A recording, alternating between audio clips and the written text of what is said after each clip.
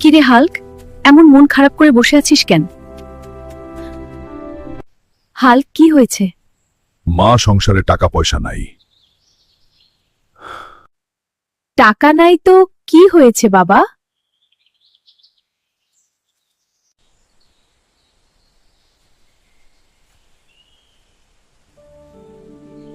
দেখ, আমার তো দুটো হাঁস আছে।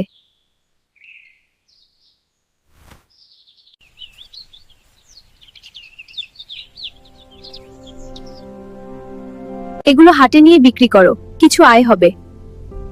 ঠিক আছে মা।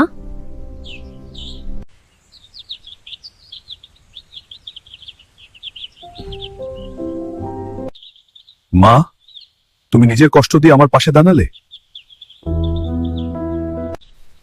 মা কি সন্তানের জন্য না,